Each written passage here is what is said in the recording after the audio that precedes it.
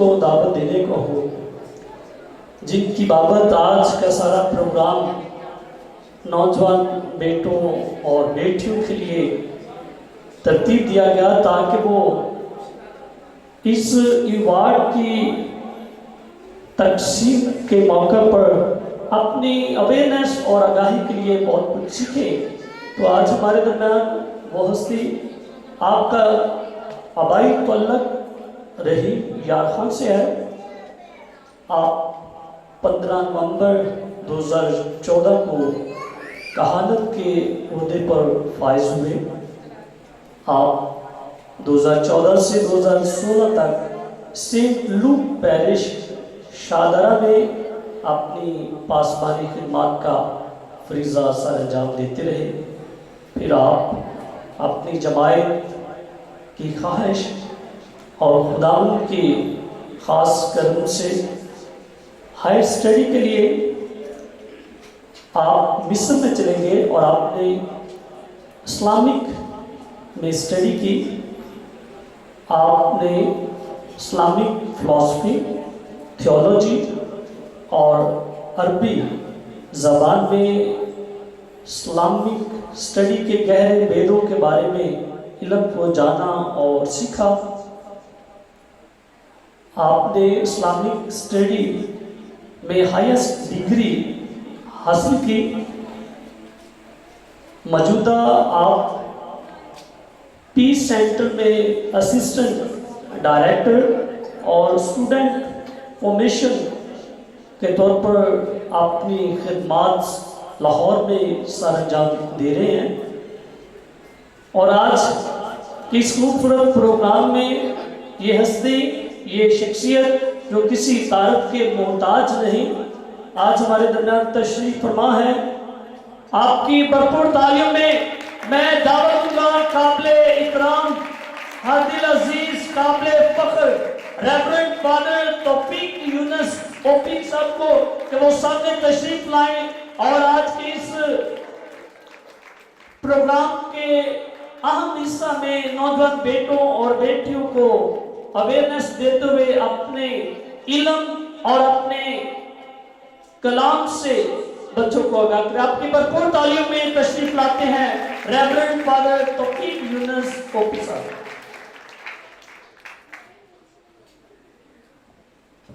بہت شکریہ بابو جی۔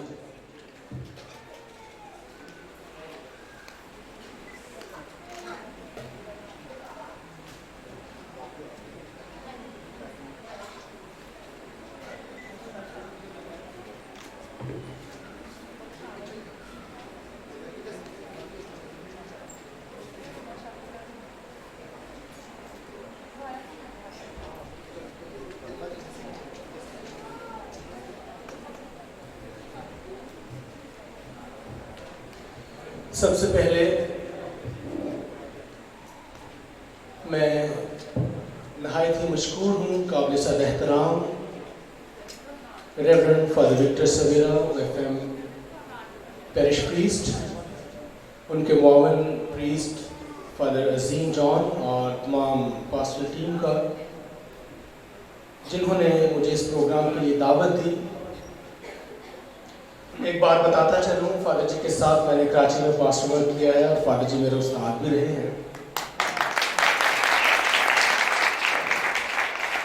بڑے بھائی بھی ہیں، استاد بھی ہیں، اور استادوں کے سامنے بولنا اتنا آسان کام نہیں ہوتا۔ جس طرح ہمارے کمپیررز، کمنٹیٹرز ہر بات کا آغاز شعر و شاعری سے کر رہے تھے، تو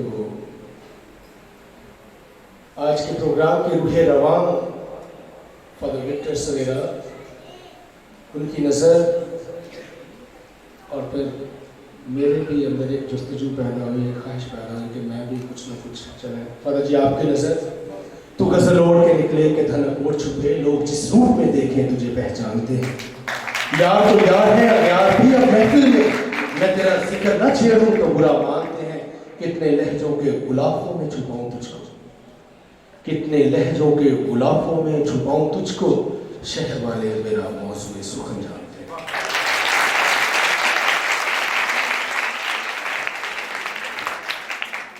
ابھی ہم اپنے موضوع کی طرف آتے ہیں. ایک مرتبہ پھر میں مبارکباد پیش کرتا ہوں کیونکہ آج کے دور میں کسی کو سراہنا اتنا آسان کام نہیں ہے. وہ اس لیے کہ آج کا دور افراتفری کا دور ہے اور ہر نفسا نفسی کا عالم اس قدر بڑھ چکا ہے کہ ہر انسان کو بس اپنے کام سے غرض ہے اور کسی کے لیے کسی دوسرے انسان کے یہ وقت نہیں ہے. وہ کہتا ہے کہ ہاں جی وہ جانے تو دا کام جانے, اس لیے مجھے اس سے کوئی لینا دینا نہیں ہے. تو آپ خوش قسمت ہیں کہ ایمانی تربیت کے ساتھ ساتھ روحانی تربیت کے ساتھ ساتھ خدا نے آپ کو ایک ایسا پاسبان دیا ہے جو نہ صرف آپ کی خداداد صلاحیتوں کو سراہتا ہے بلکہ انہیں مزید واقع فراہم کرتا ہے کہ تاکہ آپ بڑھیں پھلیں اور خدا کے نام کو جلال ملے اور آپ اپنے خاندانوں کے لیے مسیحی قوم کے لیے فخر کا باعث بنے, خوشی کا باعث بنے. اور اس کے ساتھ ساتھ آج کی جو مرکزی آیت ہے متی رسول کی انجیل 5ویں باب کی 13ویں آیت, تم زمین کا نمک ہو.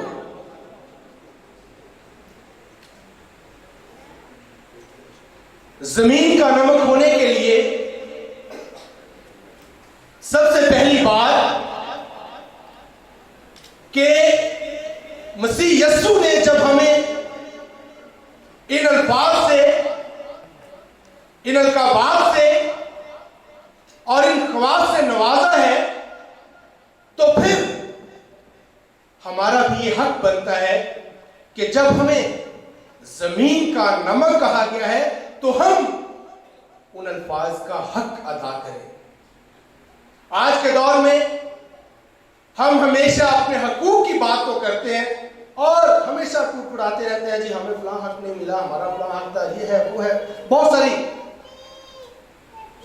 منفی جذبات احساسات ہمارے اندر پنپتے رہتے ہیں اور ہم کہتے ہیں جی ہمارا یہ حق تھا, لیکن ہم اپنے فرائض کی طرف نہیں آتے کہ ہمارے فرائض کیا ہے.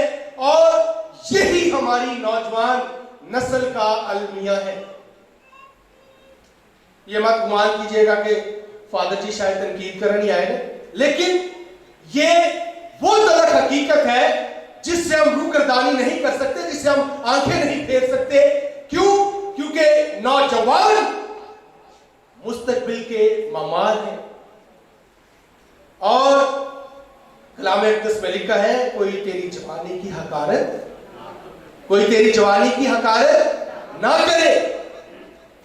تو جب ہمیں زمین کا نمک کہا گیا ہے اور پھر اس کے ساتھ ساتھ کوئی تیری جوانی کی حقارت نہ کرے, تو ہم کیوں ایسا موقع دیتے ہیں, دوسروں کو کیوں ایسے مواقع فراہم کرتے ہیں کہ ہماری جوانی کی حقارت ہو. وجہ کیا ہے کہ ہم اپنے فرائض سر انجام نہیں دیتے. ہم اپنے فرائض سے صرف اس بات سے بھاگتے, اپنے فرائض سے ہاں جی وقت آئے گا تو دیکھی جائے گی, صرف ایک جملہ. اور پھر والدین بھی اس پہ برابر کے شریک ہے کہ کوئی نہیں ساٹھی نہیں چھوڑتا کہ آپ بھی لوگ سمجھا لیں گے. والدین بھی اس بات پہ برابر کے شریک ہے. جب خدا نے آپ کو یہ فضل بخشا ہے, آپ کو یہ ذمہ داری بخشی ہے, تو پھر ہم ایک جملے میں اپنے فرائض سے بھاگ نہیں سکتے, ہم اپنے فرائض سے سبکدوش نہیں ہو سکتے صرف اتنی بات کر کے کہ کوئی نہیں آپ بھی پھر باروں لوگ ہی سمجھا لیں گے. کیوں؟ ان لوگوں سے پوچھئے, ان شادی شدہ جوڑوں سے پوچھئے جنہیں خدا نے اولاد کی نعمت سے نہیں نوازا, اولاد کی نعمت نہیں دی, اور ہم صرف محض ایک جملہ کہہ کر اپنی جان چھڑوا لیتے ہیں کہ ساڑھی نہیں سوچتا تھے آپ بھی لوگ کی انسان بڑھا لیں.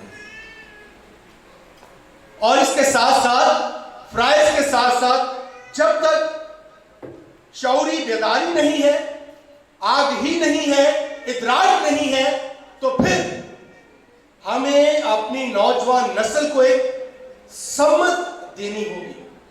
सम्मत का तयन करना ये सिर्फ रूहानी कायदीन का काम ही नहीं है, असातिज़ा का काम ही नहीं है, असातिज़ा की जिम्मेदारी ही नहीं है, बल्कि हम सब इस पे बराबर के शरीक हैं।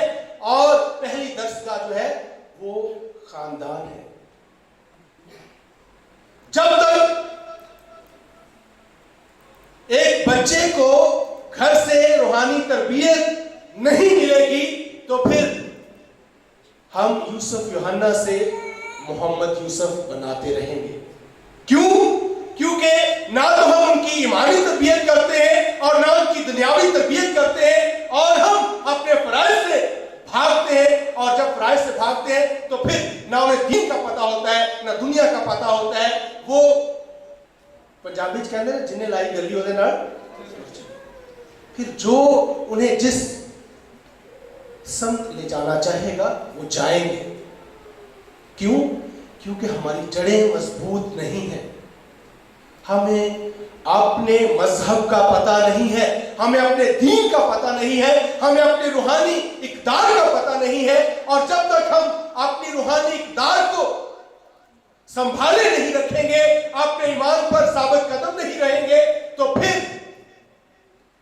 वहां पर तज़ादात पैदा होंगे, अबहाम पैदा होंगे, और अबहाम के साथ साथ शक व शुबहात जन्म लेंगे। और शक व शुबहात जब जन्म लेंगे तो फिर वहीं पर बहुत सारी ऐसी बातें, बहुत सारे ऐसे वसवसे, बहुत सारे ऐसे अबहाम नौजवान नस्ल के अज़हान में आएंगे कि उन्हें कोई भी अपनी तरफ राग़िब कर लेगा। और खुदा ने हमें जिंदगी अता की है, तो फिर ये जिंदगी किस तरह गुजारनी चाहिए? बेमकसद या बामकसद? तो बामकसद जिंदगी गुजारने के लिए हमें अपने लिए कवानीन, हमें अपने लिए असूल मुरतब करना होंगे। जब तक हम अपने लिए असूल और कवानीन और ज़वाबित मुरतब नहीं करते और उन पर अमल पैरा नहीं होते, तो फिर जितने मर्जी मुकर्रीन मेरे अलावा भी आकर इनफरादी तौर पर जब तक आप कोशिश नहीं करते, आप तवज्जो नहीं करते, तो फिर जितने मर्जी मोटिवेशनल स्पीकर्स आकर यहां पर बोलते रहे, जब तक आप खुद कन्विंस नहीं है किसी काम को करने के लिए, तो वो भले मैं हूं, फादर जी हैं, हमारे असातिज़ा कराम बैठे हैं, काबिल सद एहतराम शख्सियात और हस्तियां बैठी हैं, जब तक आप खुद कन्विंस नहीं है कुछ करने के लिए। और इसके लिए सबसे पहले आपने खुद अपने आप को मोटिवेट करना है। बामकसद जिंदगी गुजारने के लिए अपने आप के लिए असूल ज़वाबित और कवानीन मुरतब करने होंगे। फिर आइडेंटिटी, शनाख्त की बात हम देखें तो पहले नंबर पर शनाख्त। हम अपनी शनाख्त ही नहीं बना पाते, इस बात को नजरअंदाज नहीं किया जाता। जिस मुआशरे में हम रहते हैं, बहुत दफा हमें मुतसवाना रवैयों का सामना भी करना पड़ता है, नो डाउट, इसमें कोई शक नहीं है। अगर मैं अपनी बात करूं तो जब मैं स्कूल लाइफ में था, I was the only Christian student in the class. सिर्फ मैं ही मसीही तालिब इल्म था क्लास में, और बहुत दफा बहसियत मसीही मुतसवाना यानी तासुबाना रवैया, हमें इन रवैयों का सामना करना पड़ता है। लेकिन क्या हम अपने ईमान से मुतनफर हो जाए? क्या हम अपना हौसला छोड़ दें? क्या हम आगे बढ़ना छोड़ दें? क्या हम तरक्की की मनाजिल की तरफ गामजन ना हो? मसीह खुदावंद ने भी मत्ती रसूल की इंजील में फरमाया है, जब मेरे नाम के सबब से लोग तुम्हें लान तान करें और हर तरह की बुरी बातें तुम्हारी निस्बत नाहक कहें, तो खुशी करना और शादमान होना। ہمیں ایسے رویوں سے گھبرانے کی ضرورت نہیں ہے، کیونکہ تم زمین کا نمک ہو اور تم دنیا کا نور ہو۔ ہمیں اپنی زندگیوں سے، اپنے کردار سے، اپنے گفتار سے، اپنے چال چلن سے اور طور طریقوں سے دکھانا اور بتانا ہے کہ ہم کس کے پیروکار ہیں؟ جھوٹے مسیحا کے۔ ہمارا ایمان زندہ خدا پر ہے، اور صرف زبان سے کہنا کہ ہاں جی میں نے مسیح خداوند کے نام پر استباق لیا ہے، میں نے بپتسمہ لیا ہے، میں مسیحی ہوں، جب تک ہمارا کردار، ہمارا بول چال یعنی گفتار، ہمارا رہن سہن، ہمارے طور طریقے اور ہمارے رویے اور ہماری زندگیوں سے مسیح یسوع کی جھلک نظر آنی چاہیے۔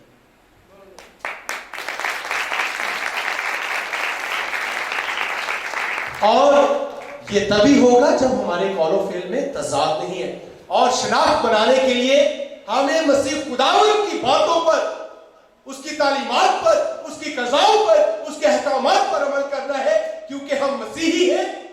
اور ہماری اولین ترجیح کیا ہونی چاہیے؟ مسیح یسوع کی باتیں، مسیح یسوع کی تعلیمات، مسیح یسوع کے احکامات اور مسیح خداوند کی قضائیں۔ معافی کی بات کرتا ہے تو صلیب پر قربان تھا، وہاں پر کیا کہتا ہے؟ باپ انہیں معاف کر، یہ نہیں جانتے کہ کیا کرتے ہیں۔ خدمت کی بات کرتا ہے تو اپنے شاگردوں کے پاؤں تک دھوتا ہے، یعنی اس کی زندگی میں تضاد نہیں ہے، اس کے قول و فعل میں تضاد نہیں ہے۔ یہ نہیں کہ وہ کہتا کچھ ہے اور کرتا کچھ ہے۔ اگر وہ یہ سب کچھ کر سکتا ہے تو پھر ہم کون ہیں؟ اور شناخت ہماری تبھی قائم ہوگی جب ہم مسیح خداوند کی باتوں کو اپنی زندگی میں اولین ترجیح دیں گے۔ اور شرط اول یہ ہے کہ ہمیں اپنی انا کو مارنا ہے۔ گیہوں کا دانہ جب تک زمین میں گر کر مر نہیں جاتا، بہت سا پھل نہیں لاتا۔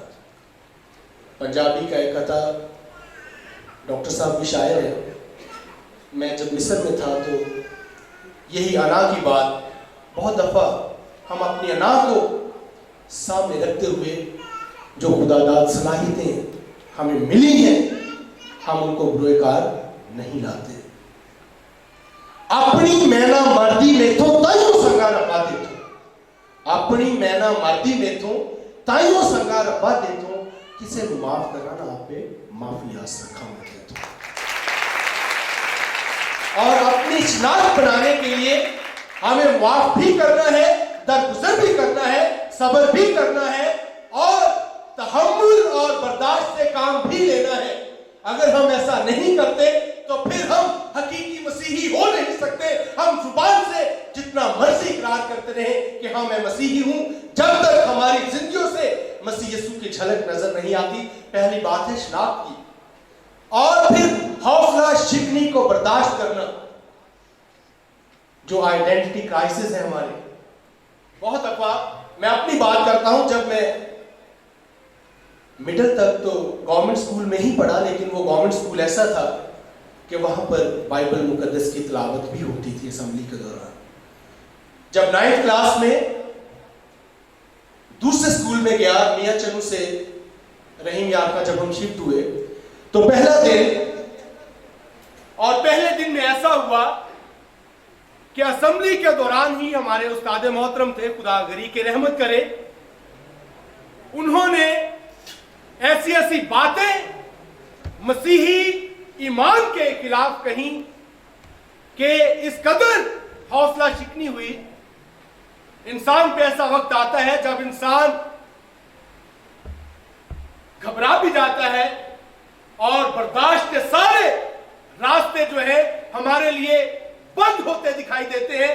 اور میں 9th کلاس میں تھا، اور دل چاہتا تھا کہ بس اگر کوئی مسیحی سکول ملے گا، ادارہ ملے گا، تو وہاں پر تعلیم جاری رکھوں گا، وگرنہ میں اپنی تعلیم جاری نہیں رکھوں گا۔ اور میں نے گھر آ کر اپنی ماں سے بھی بات کی، باپ سے بھی بات کی، کہ میں نے کہا جی بس میریاں باواں کھڑیاں نے، میں نہیں جے جانا۔ حوصلہ شکنی کی بات کر رہا ہوں اور مثال دے رہا ہوں۔ میں نے کہا جی میریاں باواں کھڑیاں نے، میرے کو نہیں پڑھیا جاتا۔ لیکن باپ نے بھی سمجھایا، ہمت بندھائی، حوصلہ دیا, ماں نے بھی ہمت بندھائی, حوصلہ دیا اور آگے بڑھنے کے لیے. حوصلہ شکنی کے دوران ہمیں ضرورت ہوتی ہے کہ کوئی ہمیں سمجھائے, ہمارا حوصلہ بنے اور ہمیں ہمت دلائے, ہمت بندھائے, تاکہ ہم اپنے اس سفر کو جاری رکھ سکیں. بہت دفعہ زندگی میں, اور آپ کی زندگی میں بھی آئیں گے, جب آپ اپنی منازل کی طرف آگے بڑھیں گے, یہ سیڑھی کا پہلا زینہ ہے جو آپ نے میٹرک کے امتحانات میں کامیابی حاصل کی ہے. ابھی زندگی بہت بڑی ہے, بہت سی راہیں ہیں, بہت سی فیلڈز ہیں آپ کے لیے, لیکن حوصلہ شکنی کو برداشت کرنا اور پھر انہی حالات میں آگے بڑھنا, اور حوصلہ شکنی کو برداشت کرنے کے لیے سب سے بہترین ہتھیار ہمارے پاس کیا ہے؟ دعا ہے, روزری ہے. بحیثیت کیتھولک مسیحی, جب تک ہم خدا سے فضل, ہمت اور طاقت نہیں مانگتے, ہم اپنے آپ پر بھروسہ, تکیہ, غرور نہیں کر سکتے. خدا کے رحم, خدا کے فضل کے بغیر ہم کچھ نہیں ہیں. اگر ہم اپنے زور بازو پر توکل کرتے ہیں یا ہم تکیہ کرتے ہیں کہ نہیں جی بس ٹھیک ہے, میں بہت ذہین ہوں, میں بہت فطین ہوں اور مجھے تو دعا کی ضرورت نہیں ہے, مجھے کسی سے کچھ رہنمائی بھی نہیں چاہیے, ہدایت بھی نہیں چاہیے, تو پھر ہم بہت بڑی غلطی پر ہوتے ہیں. تو یہ غرور, یہ تکبر ہمیں پستی کی طرف لے کر جاتا ہے, بلندی کی طرف لے کر نہیں جاتا. اور پھر مضبوط حوصلوں اور ارادوں کے ساتھ ہمیں آگے بڑھنا ہے. بہت دفعہ زندگی میں ناکامیاں بھی آتی ہیں, بہت دفعہ زندگی میں ناکامی آتی ہیں. اگر غالباً تاریخ پر نظر دوڑائیں تو بہت ساری ایسی ہستیاں ہمیں ملتی ہیں جنہیں یہ کہہ کر اسکولوں سے, یونیورسٹی سے فارغ کیا گیا تھا کہ یہ آگے نہیں بڑھ سکتے, انہوں نے پلے کچھ نہیں. لیکن آج بھی وہ دنیا میں اپنا نام اور مقام رکھتے ہیں. اور اس کے ساتھ ساتھ ایمانی مثالیں اور یہ سارا کچھ اپنی جگہ پر ہمیں حلیمی فروتنی کے ساتھ اپنے ایمانی اقدار کو لے کر آگے بڑھنا ہے. اس کے ساتھ ساتھ اگر آگے ہم بڑھتے ہیں تو ایجوکیشن, رسمی تعلیم, جسے فارمل ایجوکیشن کہا جاتا ہے, رسمی تعلیم بہت ضروری ہے. لیکن رسمی تعلیم کے ساتھ ساتھ نان فارمل ایجوکیشن یعنی غیر رسمی تعلیم, جس میں فنی تعلیم بھی ہے. آج کل ہنرمندی بھی بہت ضروری ہے, کیونکہ جس طرف ہمارے ملک کے حالات جا رہے ہیں, بہت سارے تعلیم یافتہ نوجوان اگر ہم انہیں دیکھیں ڈگریاں لے کر در بدر کی ٹھوکریں کھا رہے ہیں. سب سے پہلے بات کروں گا ایجوکیشن فیلڈ میں. سوشل سائنسز ہے, نیچرل سائنسز ہے, پروفیشنز ہیں, اور پھر ہیومینٹیز. سوشل سائنس میں آرکیالوجی ہے, جیوگرافی ہے, سائیکالوجی ہے, سوشیالوجی ہے, اور پھر ایجوکیشن ہے. بطور مضمون ایجوکیشن. اور اس کے بعد نیچرل سائنسز میں فزکس, کیمسٹری, بیالوجی, اور اس کے ساتھ ساتھ کمپیوٹر سائنسز ہیں, میتھمیٹکس ہے, اور پروفیشنز میں آئے زراعت. وہ زراعت نہیں جو آج سے بہت سال پہلے بیلوں کی جوڑی اور ہل جوت لیا. آج کل زراعت میں بھی بہت ایڈوانسمنٹ آ گئی ہے, لیکن بشرطے کہ کوئی کام کرنے والا ہو. اس کے ساتھ ساتھ میڈیسن ہے, پھر قانون, جرنلزم آ جاتا ہے ہیومینٹیز میں, پھر لنگوسٹکس, زبانیں, انجینئرنگ ہے, نقشہ نویسی ہے, اور بہت سارے بزنس. اگر ہم یہ آپ پر منحصر ہے کہ آپ کون سی فیلڈ لینا چاہتے ہیں, آپ کا پسندیدہ شعبہ کون سا ہے, اور پھر دوسرا معیار اس کا یہ ہے کہ آپ کے میٹرک میں نمبر کتنے ہیں. آپ نے سائنس میں میٹرک کی ہے یا آرٹس میں میٹرک کی ہے. اس کے ساتھ ساتھ آرٹس اور سائنس, اس میں بھی آگے جا کر شعبے نکلتے ہیں. آرٹس میں جرنلزم ہے, ٹیچنگ ہے, اور بہت ساری چیزیں ہیں. اور سائنس میں بھی بہت سارے شعبے ہیں, میڈیکل ہے, نان میڈیکل ہے, اور آگے چل کر ڈیوائڈ کرتے جائیں. فزیوتھیراپی ہے, اور اگر میڈیکل شعبے میں جائیں تو ڈاکٹر صاحب بیٹھے ہیں, آرتھوپیڈک ہے, بہت سارے آگے چلتے جاتے ہیں. کارڈیولوجی ہے, بہت ساری فیلڈز ہیں. یہ آپ پر منحصر ہے کہ آپ کس میں انٹرسٹڈ ہیں. اگر بات کریں لنگوسٹک کی, زبانوں کی, جو رجحان پاکستان میں نہیں ہے, اور اس کا بہت اچھی ارننگ, بہت اچھا کما سکتے ہیں اگر آپ زبانوں پر عبور رکھتے ہیں. میں جب ایجپٹ میں تھا اور اس کے بعد مصر بھی گیا, ہمارا المیہ یہ ہے, یہاں پر اساتذہ بھی بیٹھے ہوں گے, کہ ہمیں اپنی زبان کی گرامر کا ہی پتہ نہیں ہے. اردو زبان کی گرامر کا ہی پتہ نہیں ہے, تو ہم دوسری زبانوں کی طرف کیا متوجہ ہوں گے, یا ہمارا کیا انٹرسٹ ہوگا. ایک چھوٹی سی بات, بہت سارے اساتذہ میرے ساتھ اتفاق کریں گے اس بات پر, کہ ایک سوال آتا تھا اردو کے پیپر میں, اعراب لگائیے. تو اعراب ہم کیا لگاتے تھے جی؟ زبر زیر پیش, تشدید, جزم یا سکون آج کل اس کو بولتے ہیں, جو بالکل غلط تصور ہے, جس کو آج تک شاید بہت سارے لوگوں نے ہمیں سمجھایا ہی نہیں ہے. اعراب اور تشکیل دو الگ الگ اینٹیٹیز ہیں. جو ہم زیر زبر اور پیش لگاتے تھے, اور شد اور تشدید جس کو بولتے ہیں لگاتے رہے ہیں, اس کو تشکیل بولتے ہیں.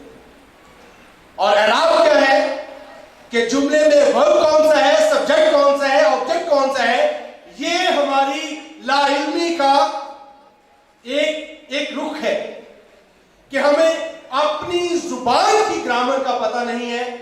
اور پھر ایک آج کل اور رواج چل نکلا ہے کہ سانو پنجابی بولتے ہمیں شرم ہوتی ہے, کہ ہم گھروں میں نہیں بچوں کو پنجابی نہ بولن دو, بس اردو, کوا چلا ہنس کی چال. تو یہی ہے کہ ہم اپنی ثقافت سے, جب تک ہم اپنی ثقافت میں روٹڈ نہیں ہیں, ہمیں اپنی ثقافت کا پتہ نہیں ہے, ہمیں اپنی ماں بولی زبان کا پتہ نہیں ہے, تو پھر باقی ہم کیا کریں. یہ المیہ ہے. اور اگر آپ جائیں, میں فرانس میں بھی رہا, روم میں بھی رہا, جتنے بھی ویسٹرن کنٹریز ہیں, پہلے انٹرنیشنل ٹریولنگ کرنے سے پہلے میری بھی خام خیالی تھی کہ دنیا میں ہر جگہ انگلش ہی بولی جاتی ہے. لیکن فرینچ لوگ جو ہیں, فرانسیسی لوگ جو ہیں, وہ انگلش بولنا اپنی توہین سمجھتے ہیں. اگر آپ ان کے ساتھ انگلش زبان میں بات کریں گے, مخاطب ہوں گے, تو 100 میں سے کوئی ایک بندہ ہوگا جو آپ کو جواب دینا پسند کرے گا, ادروائز وہ کہیں گے بھائی اپنا کام کریں. اٹیلین ہے, وہ بھی ایسے ہی ہیں. جرمن ہے, وہ بھی اپنی زبان کو ترجیح دیتے ہیں. لیکن ہم ہیں کہ ہم کہتے ہیں جی ہم پنجاب سے ہیں, لیکن پنجابی بولنا سانو شرم آتی ہے, ہم اپنی توہین سمجھتے ہیں.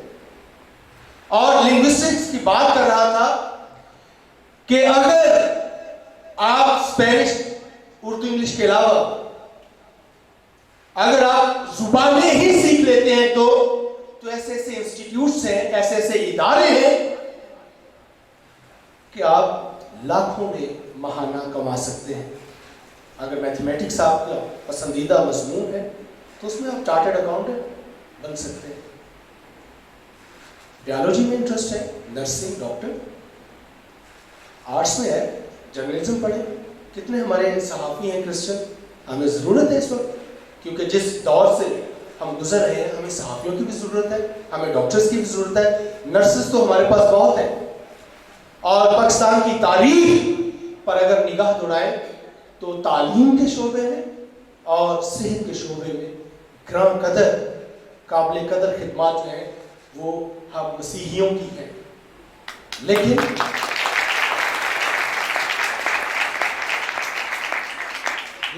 اب ہمارے رجحانات کیا ہیں؟ اگر ہم اپنی نوجوان نسل کی طرف بات کریں, ہماری بچیاں خدا برکت ہے بہت تعلیم یافتہ ہے, لیکن ہمارے بچے بیٹے, پنجابی میں وہ اصطلاح ہے گڑیاں دے شہزادے, بہت ایمانداری کے ساتھ بات کر رہا ہوں کہ ہم تعلیم کی طرف جانا ہی نہیں چاہتے اور پھر ہم شارٹ کٹس ڈھونڈتے ہیں. محنت کرنا ہم چاہتے ہی نہیں, ہم شارٹ کٹس ڈھونڈتے ہیں کہ نہیں بس کوئی ایسا راستہ مل جائے. تحقیق کی طرف نہیں جانا چاہتے, ریسرچ. اسی کہتے ہیں کہ نہیں بس کوئی جو کہتے ہیں پکی پکائی لب چڑھے. اور جب تک ہمارے رجحانات ایسے ہیں تو پھر ہم ترقی کی منازل طے نہیں کر سکتے. اور دوسروں کو کوسنے کی بجائے, اپنی قسمت کو دوش دینے کی بجائے, ہمیں اپنی قسمت خود بنانی ہے, ہمیں اپنی تقدیر خود بنانی ہے. جب تک ہم محنت نہیں کریں گے تو پھر ہاتھ پر ہاتھ دھرے بیٹھے رہیں. کوئی آ کر دوسرا آپ کی تقدیر نہیں بدلے گا, کوئی دوسرا آ کر آپ کی قسمت نہیں بدلے گا. یہ آپ کو خود ہی ہاتھ ہلانا پڑے گا. خواہشوں سے کہاں گرتے ہیں پھل جھولی میں, وقت کی شاخ کو تادیر ہلانا ہوگا. جب تک ہم وقت کو ہم کوستے رہتے ہیں کچھ نہیں ہوگا, اندھیروں کو برا کہنے سے اپنے حصے کا دیا خود ہی جلانا ہوگا. خواہشوں سے کہاں گرتے ہیں پھل جھولی میں, وقت کی شاخ کو تادیر ہلانا ہوگا. کہ قسمت کو کوسنے کی بجائے, بہت دفعہ بہت سارے طلباء کہتے ہیں, ایک گلہ ہوتا ہے جی وسائل نہیں ہیں ہمارے پاس. وسائل کا رونا رونا کہ جی ہمارے باپ کی اتنی آمدنی نہیں ہے, ہمارے خاندان میں اتنے وسائل نہیں ہیں. لیکن وہ کہتے ہیں ہمت مردہ تے مدد خدا. جب تک ہم خود ہمت نہیں کریں گے, خدا کہتا ہے کہ ہیلا کر اور وسیلہ میں کروں. لیکن ہم نہ تو ہیلا کرتے ہیں تو پھر وسیلہ کہاں سے ہونا ہے. وسائل کا رونا رونے والے صرف ایک بات پر توجہ دیں کہ ہمیں خود ہی اپنی سستی اور کاہلی کو چھوڑ کر, بہت سارے ایسے طلباء ہیں جو پارٹ ٹائم جاب بھی کرتے ہیں, کسی ریسٹورنٹ میں, کسی اسٹور پر, اور اس کے ساتھ ساتھ وہ اپنی تعلیم و تدریس بھی جاری و ساری رکھے ہوئے ہیں. اس کے لیے بھی جب انسان کسی کام کی جستجو کرتا ہے تو پھر اسی کے مطابق وہ محنت بھی کرتا ہے. جب جستجو ہی نہیں ہے تو پھر وہاں پر محنت بھی نہیں ہے. اور جستجو کے لیے آپ کو توغ کرنی پڑتی ہے, محنت کرنی پڑتی ہے. جو بدقسمتی سے جو المیہ یہ ہے کہ ہمارے نوجوان وہ کہتے ہیں کہ سب کچھ, ہم فیسلٹیز کی بات کرتے ہیں کہ ہمیں ہر ایک فیسلٹی ملنی چاہیے, لیکن ہم اپنا ہاتھ ہلانا نہیں چاہتے، اور جب تک یہ رویے رہیں گے تو پھر ہم آگے نہیں بڑھ سکتے۔ ابھی ہمیں خود سوچنا ہے انفرادی طور پر کہ میری منزل کیا ہے، میرا گول کیا ہے، اور پھر اس گول پر اپنے فوکس رکھنا۔ اور جس قدر آپ کے خواب اونچے ہوں گے اس قدر آپ ہمت بھی خدا آپ کو دے گا، لیکن اپنے خواب جو ہیں وہ اونچے رکھیں۔ اور خواب وہ نہیں جو رات سوتے میں دیکھتے ہیں، کھلی آنکھوں سے خواب دیکھنا اور پھر ان کو شرمندہ تعبیر کرنا، اس کے لیے محنت درکار ہے۔ اور محنت ہم تبھی کریں گے جب ہمیں لگن ہوگی، جستجو ہوگی، اور پھر ہم بڑی جانفشانی کے ساتھ، تندہی کے ساتھ، جان ساری کے ساتھ محنت کریں گے۔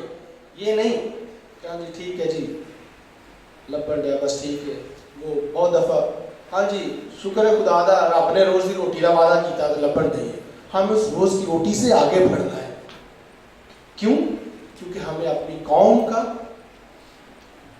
اور اپنے والدین کا سر فخر سے بلند کرنا ہے، اور یہ تبھی ہوگا جب ہم محنت کریں گے۔ اور پطرس رسول کہتے ہیں بس تم خدا کے دستے راست کے نیچے فروتن رہو تاکہ وہ وقت پر سر بلند کرے۔ اور سر بلندی، سرفرازی، اقبال بندی تبھی نصیب ہوگی جب ہم خدا کے دستے راست کے نیچے فروتن رہیں گے، اور فروتنی کے ساتھ خدا سے عاجزی اور انکساری اور حلیمی مانگیں گے، تبھی خدا ہمیں اپنا فضل دے گا۔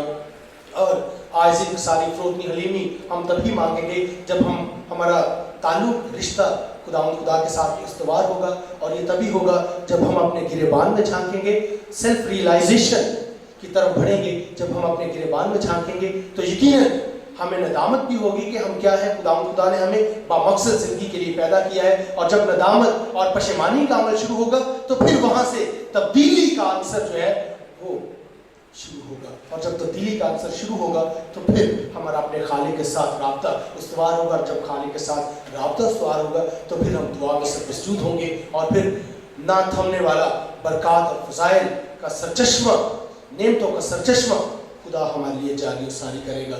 لیکن اس کے لیے ہمیں شکر گزار رہنا ہے۔ خداوند آپ سبوں کو برکت دے تاکہ آپ اپنے ایمان میں بڑھتے اور ترقی پاتے جائیں، اور تعلیمی میدان میں آگے بڑھیں تاکہ مسیحی قوم کا سر فخر سے بلند ہو سکے۔ خداوند آپ سب کو برکت دے۔